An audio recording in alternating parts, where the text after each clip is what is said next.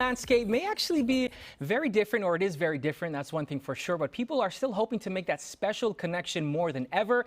We've got Dr. Christie Kederian joining us with how you can actually find dating success in this new world. Good morning. Thanks for joining us. Thanks so much for having me. Now, you are a psychologist and also licensed marriage and family therapist. And so you've been dealing with people and relationship issues and you know how to work through them.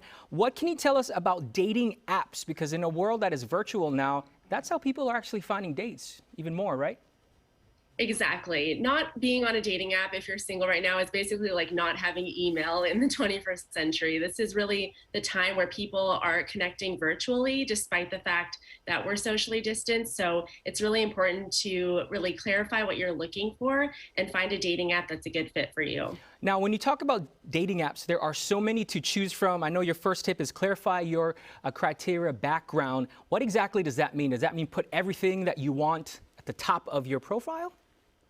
Not exactly. So in the same way that you don't go to the grocery store without a list, you shouldn't go on a dating app without knowing what's important to you, because you might end up getting a lot of things that aren't what you're looking for. So it's really important to clarify your values, what you're looking for in a partner, and then choose a dating app that fits your criteria. I know there are so many out there. Can you give us a quick list, maybe your top 3 dating apps and what the difference is between each one? Yeah, sure. And I actually have a free guide that I share with all my audience about this on my website, therapyfordating.com. But for me, I think it really comes down to your values. If you're looking for a really serious relationship, a paid website such as eHarmony or Match might be a good fit for you, because other people are also putting that investment and intention behind their app. If you're looking for maybe like a young professional and you're in that demographic, apps like Coffee Meets Bagel, Hinge, The League, or Bumble, as I know that's made the news a lot recently with the female founder, are great apps to try. But ultimately, it's about trying a few and seeing what aligns with you and makes the dating process fun. Got it. And you say once you get on an app, reverse engineer your profile. Explain a little bit more about that quickly. Exactly. So you want to think more cover letter, less resume when you're creating your dating app profile. So think about the type of person that you're looking for. What would they be looking for in someone's profile? So if you're really interested in travel or fitness, or you have certain faith background, then you really want to highlight that in your profile so that when a potential partner sees that, they say, oh, wow, that could be a fit.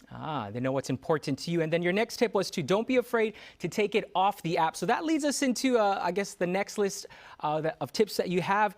Once you get that person that you say, oh, this might be a potential mate for me, the only way to really date in this world is really through Zoom, right? Or I guess online. How do we make that process a bit easier, and how does it become successful for us? What are your tips there?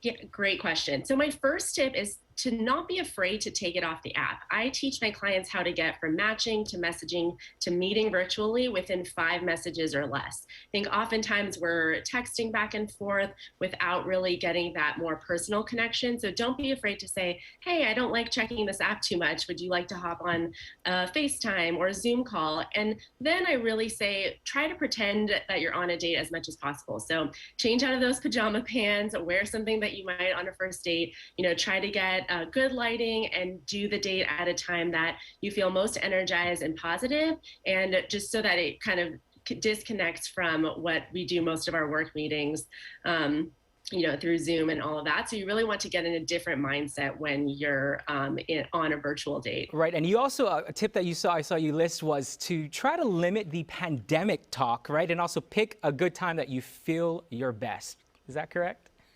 Exactly. Yeah. I think that all of us, are going through this collective experience. So it's easy to talk about that and make that the center of your conversation. But ultimately, you want to use a date to learn about if this person could be your person. So you want to keep that to a minimum, in the same way that you might keep, talking shop or talking about work to a minimum, and talk more about, what someone does for fun. Keep the conversation positive and light, and this can give you a good sense if that might be a fit for you. Fantastic. Dr. Christie, thank you so much for sharing all of your helpful tips on this weekend of love. I know a lot of folks out there still trying to find that special mate. And with all those tips, they're definitely going to be successful. We'll have the information up on our site as well. But it is drchristiakederian.com to learn more about how you can find that special mate in a new virtual world. All right, Doctor, thank you so much for being with us. Happy Valentine's Day.